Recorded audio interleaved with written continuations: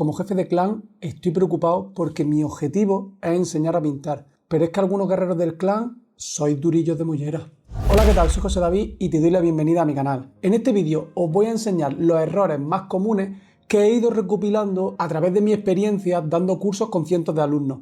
Es cierto que hay muchísimos más errores que se cometen, pero ya son más específicos y depende bastante de la persona. En este vídeo voy a intentar abordar los más básicos, comunes, que seguro muchísimos de vosotros estáis cometiendo algunos y creo que este vídeo os va a ayudar un montón y así podáis solucionarlo de una vez por todas. Voy a intentar ir ordenándolos en el mismo orden que cuando pintamos una miniatura.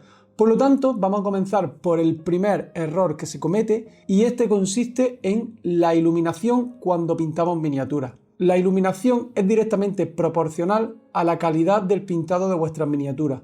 Por ejemplo, si tenéis muy poquita iluminación, vais a tender a sobreexponer las miniaturas y a saturar demasiado los colores. Esto se debe a que vosotros no estáis viendo realmente qué colores estáis poniendo.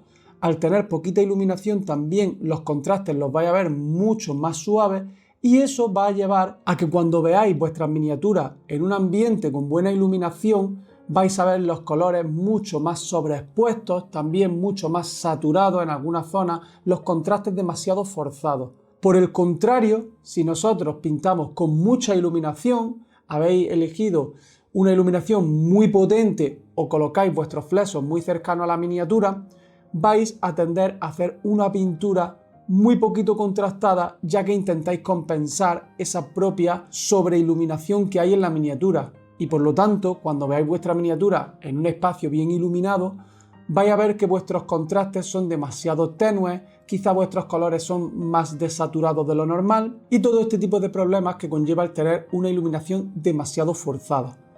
Hay veces que tenemos las bombillas correctas, pero acercamos demasiado el flexo a la miniatura.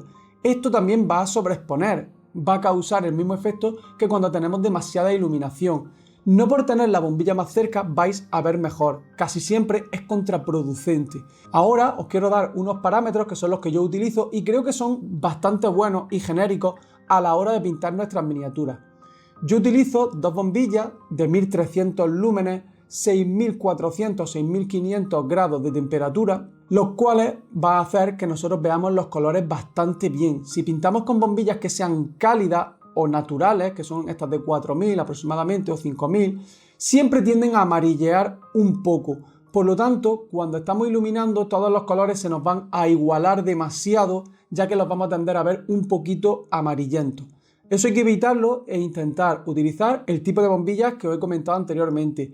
Las de 6400-6500 son bastante blancas, salvo que sean de casquillo transparente. Esas intentad evitarlas y compraros bombillas con casquillo blanco, ya que las que lo tienen transparente en 6400-6500 suelen verse algo azules. También es importante no solamente basarnos en un solo flexo, porque si solamente tenemos una bombilla que nos ilumine, lo que va a pasar es que se van a generar sombras. Para evitar esto, yo lo que hago es que tengo dos flexos colocados uno a cada lado, relativamente centrados ambos, y eso va a solucionar el problema de sombras molestas. También si tenéis una lámpara de estas que son bastante alargadas, pues con una sí que funcionaría, pero siempre y cuando sean lámparas que ocupan un gran área de trabajo. Y con respecto a la distancia, yo os recomiendo que la pongáis a unos 40 centímetros de la miniatura.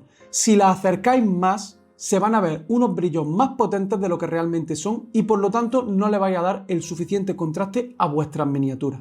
Ese sería el primer factor fundamental cuando vamos a ponernos a pintar, la iluminación. Por lo tanto, si seguís estas recomendaciones vais a ver cómo vais a trabajar muchísimo mejor. Pequeño corte para anunciaros el nuevo mini busto anatómico de Raldrak. Podéis adquirirlo en mi página web, así como los colores que utilicé para pintarlo. También en mi página podéis encontrar los pinceles que yo utilizo para pintar. Y si encima os suscribís en la newsletter, os va a llegar el PDF con el paso a paso súper completo de cómo pinté este busto. Así que si pilláis la miniatura, ya tenéis todo lo necesario para que la pintáis siguiendo el proceso. Además, también me gustaría deciros que si os gusta este canal y queréis apoyarme, podéis hacerlo a través de mi canal de Patreon, que ese canal es el que mantiene este de YouTube.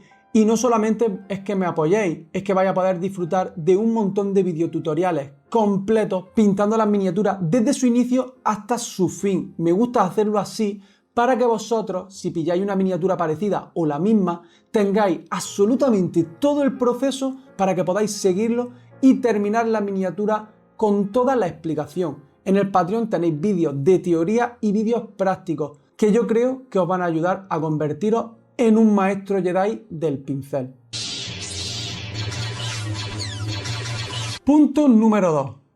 Las diluciones cuando vamos a trabajar.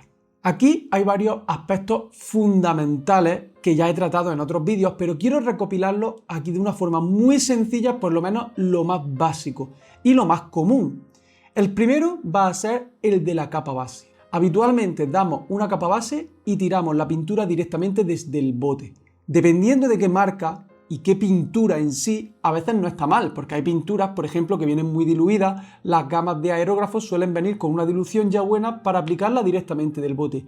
Pero si utilizamos pintura del rango normal, siempre le vamos a tener que poner un poquito de agua. Cuando hacemos una capa base, el truco está en diluir la pintura lo justo para que no pierda cobertura, pero sí que fluya muchísimo mejor que si no le añadimos nada de agua. El punto exacto os lo va a dar la experiencia. Pero si queréis un tip, yo lo que hago es que pongo la pintura sobre mi paleta húmeda, la diluyo hasta que cuando ya paso el pincel por el medio, esta se autonivela. No queda como montañita a los laterales de donde he pasado el pincel. Si la pintura se autonivela cuando pasamos, estamos en el punto bueno para aplicar una capa base. Si vemos que la pintura no cubre igual que cuando está directamente aplicada del bote, quiere decir que nos hemos pasado a la hora de diluir. Entonces, si vemos que no hemos pasado, solo tendremos que añadir un poco más de pintura del bote sobre esa mezcla y obtendremos una dilución bastante buena para capa base. Eso sería la capa base. Luego tenemos las veladuras, y las veladuras es un mundo, porque una veladura yo lo considero toda aquella dilución de la pintura que ya no cubre igual que la capa base. Entonces, aquí no hay una dilución correcta, no hay errores, depende de lo que busques. Si lo que buscas es fundir un degradado, la pintura tiene que cubrir algo, porque si no cubre nada, no vas a poder fundir ese degradado, ese corte de línea entre capas. Ahora bien, si lo que pretendes es hacer un filtro, tienes que diluir más la pintura, para que así solamente aplique un filtro de color, pero no afecte a toda la textura o a los volúmenes que ya has creado. Eso lo tengo explicado en el vídeo de veladura. Aquí estamos hablando de errores. ¿Y cuál es el error que se comete en todas las diluciones? No cargar bien el pincel. Si no cargáis bien el pincel, ya sea veladura en cualquiera de sus formas o sea una capa base, lo que va a pasar es que la pintura se va a secar muy rápido en el pincel y cuando la apliquéis va a dejar surco, porque no estáis poniendo una pintura con la dilución adecuada, la estáis poniendo ya casi seca.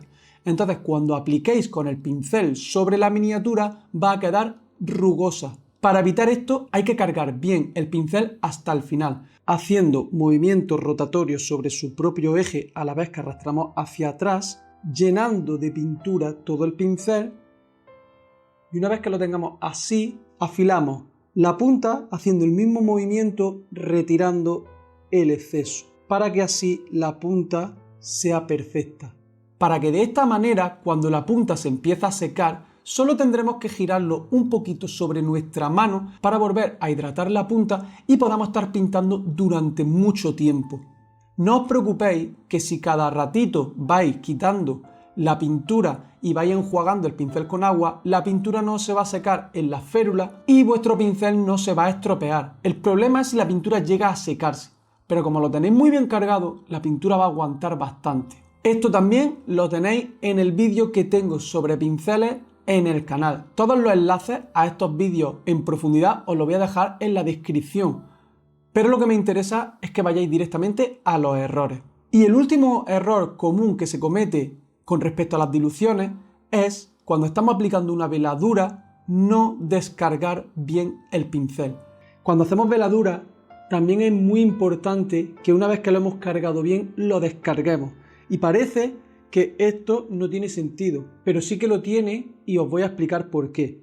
Nosotros estamos haciendo una veladura y yo os digo que carguemos bien el pincel hasta el final, entero, que se hidrate todo el pelo.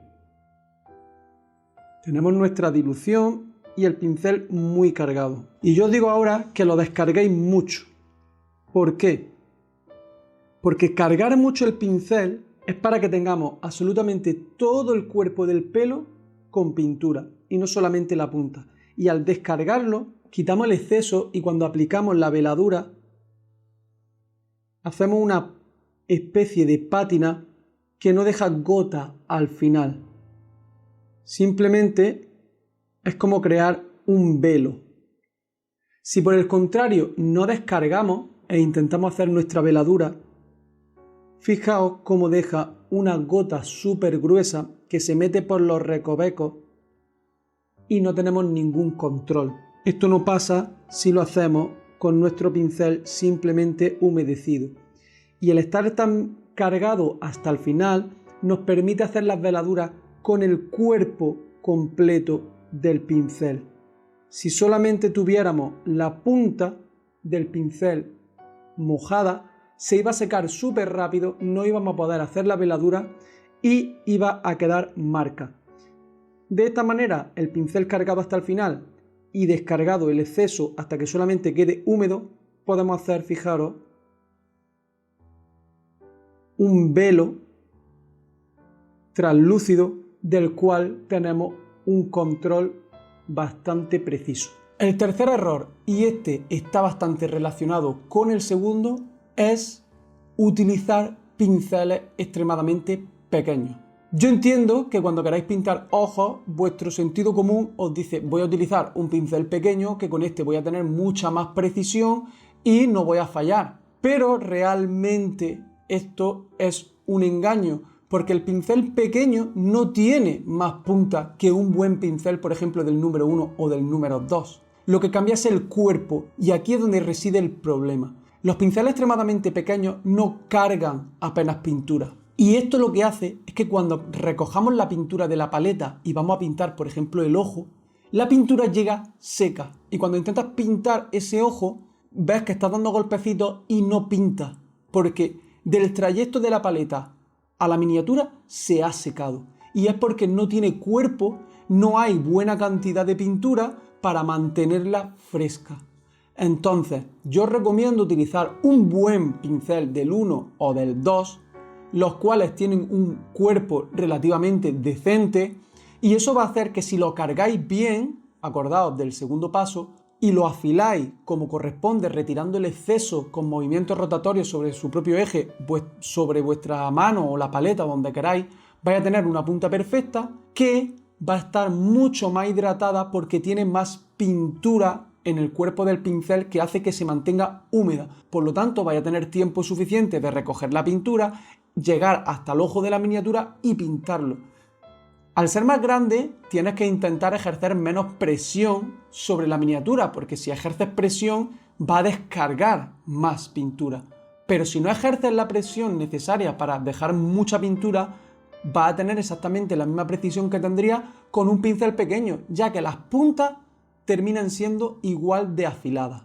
Esto también está en el vídeo de los pinceles, recordad, todos los voy a dejar en la descripción para que podáis ver en profundidad todos estos vídeos de técnica, los cuales creo que os van a ayudar bastante. Ahora vamos al punto número 4, no tiene que ver tanto con la pintura en sí, pero sí que está relacionado directamente con la pintura de miniatura, y es no quitar las rebabas o dejar las uniones, por ejemplo, que hay en piel sin enmasillar, como si fuera un muñeco de acción. Aunque vuestro trabajo de pintura sea excelente, si luego pueden verse claramente las líneas de molde o las uniones de diferentes partes que sean, por ejemplo, orgánicas, la unión de un brazo con el torso en un pecho al descubierto y se ve la línea como si fuera un muñeco de acción, eso va a estropear totalmente el trabajo de pintura. Tomaros vuestro tiempo en preparar bien las miniaturas, no os va a llevar demasiado y va a mejorar considerablemente el resultado final de estas. Hacemos un breve repaso de lo que tenemos hasta ahora, que va más afectando a la parte física, ¿no?, de la pintura de miniatura, y es tener una buena iluminación y no acercar demasiado los flecos a la miniatura. El segundo punto es hacer una buena dilución con respecto a la técnica que vayamos a usar y cargar bien el pincel para que la pintura dure más tiempo húmeda en esta. 3. No utilizar pinceles demasiado pequeños para que la pintura dure más tiempo húmeda. Y 4. Preparar bien la miniatura antes del proceso de pintura. Estos errores son, en cuanto a técnica o la parte física de la miniatura, los más comunes. Pero también quiero abarcar otros aspectos que son más teóricos o de personalidad de cada uno cuando pintamos miniaturas. Así que esto me lleva al quinto punto y es: tenemos que intentar aprender a hacer lo básico antes de irnos a lo complejo. ¿Qué quiero decir con esto? Estamos empezando a pintar miniaturas y vemos vídeos de, por ejemplo, un OSL o de alguna miniatura con una doble ambientación o cosas que requieran un uso de técnica un poquito más avanzado e intentamos hacerlo antes, por ejemplo, de dominar la capa base. Si no dominas la capa base y no sabes hacer un degradado a pincel, no puedes meterte a hacer un OSL a pincel, por ejemplo. Si no sabes aplicar una capa base con el aerógrafo, no puedes meterte a hacer un OSL con aerógrafo. Primero tienes que dominar lo básico. A donde yo quiero llegar con este punto es: vamos a intentar practicar las bases técnicas de la pintura antes de meternos en doble ambiente, OSL, en técnicas de no metallic metal. Si no sabemos hacer un degradado a pincel, ¿cómo vamos a hacer un no metallic metal que requiere de degradado a pincel? Si nos metemos en esas técnicas antes de dominar lo básico, lo que va a pasar es que nos va a frustrar. Por lo tanto, nuestro primer objetivo tiene que ser dominar lo básico. Y una vez que conoces las reglas de lo básico, ya puedes romperlas y crear los efectos que quieras. Y esto es bastante parecido al siguiente punto, aunque no es igual. El punto número 6 es dominar la técnica antes que la teoría. Este punto puede que mucha gente no esté de acuerdo, pero bajo mi opinión, una persona que tenga conocimientos básicos de color, pero tenga una técnica excepcional, va a hacer unas miniaturas mucho más bonitas que una persona que tenga unos conocimientos de color brutales, pero la técnica no la tenga pulida. Por eso, cuando hay, por ejemplo, ilustradores o pintores de cuadros que tienen un dominio de la teoría del color excepcional, se pasan a pintar miniaturas de pequeño tamaño, aunque tienen muchos conocimientos, como la técnica todavía no la han practicado, su resultado no es tan bueno como a lo mejor una persona que tiene una técnica muy superior. ¿Es importante la teoría? Muy importante. ¿Es importante la técnica? Muy importante. Ambas tienen el mismo nivel de importancia. Lo que yo sugiero es que intentéis primero potenciar la técnica, ya que esta va a hacer que luego podáis aplicar la teoría muchísimo mejor. Digamos que la técnica es la herramienta, el medio para plasmar vuestros conocimientos. Si tenéis muchos conocimientos, pero no los podéis plasmar porque no tenéis el medio o la herramienta, también puede llegar a ser frustrante. Entonces, no os agobiéis demasiado con saber todo sobre la teoría del color, porque primero que eso es imposible y encima es subjetiva, hay muchas teorías del color, cada pintor la ve de una forma, pero sí que os digo que la teoría del color también se va adquiriendo con el gusto personal cuando vamos practicando sobre muchas miniaturas. Vais a ir descubriendo combos de colores que a vosotros os agradan más, pero para que eso llegue a ocurrir necesitáis plasmarlo con la técnica, es decir, aplicar una buena capa base, dominar el pincel seco, dominar los degradados, dominar los lavados, todas las herramientas que tenemos a nuestro alcance para pintar una miniatura. Yo os aconsejo que primero potenciéis eso. Y por último, intentar hacer las cosas más rápido de lo que se puede. ¿Qué quiero decir con esto? Yo siempre pongo el ejemplo del cocinero. Un cocinero cuando va a cocinar unas lentejas no puede hacerlas en 5 minutos, aunque sea el mejor chef del mundo, porque eso tiene su tiempo. Y la pintura es igual. Tú no puedes hacer una piel de una miniatura y que quede perfecta y que sea súper bonita en 5 o 10 minutos. Porque no, físicamente es imposible aplicarle todas las técnicas y pasos para conseguir que esa piel sea brutal. ¿Podéis hacer una buena piel rápido? Sí, se puede hacer, pero nunca va a ser excepcional. Para hacer algo excepcional necesita su tiempo, aplicarle todos los pasos necesarios. Entonces, a lo que voy es, si queréis obtener un resultado muy top, necesitáis aplicarle el tiempo correspondiente. Ahora bien, si vuestro objetivo es pintar rápido, este consejo lo podéis saltar. Pero si vuestro objetivo es hacer una pintura con un acabado profesional, tenéis que mentalizaros desde un inicio en no cuánto tiempo voy a tardar en pintar la miniatura, sino en voy a dedicarle todo el tiempo que sea necesario hasta que quede perfecta.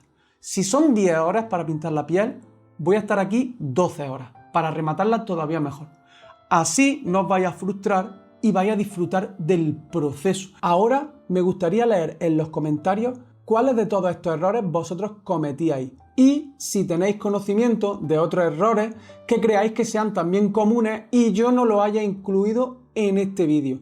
Además, estaría genial si le compartís este vídeo a todas aquellas personas que conozcáis que pintan que creéis que cometen parte de estos errores. Así este vídeo llegará a más gente y podremos ayudar a muchísimos más guerreros del clan. Espero que os haya gustado este vídeo.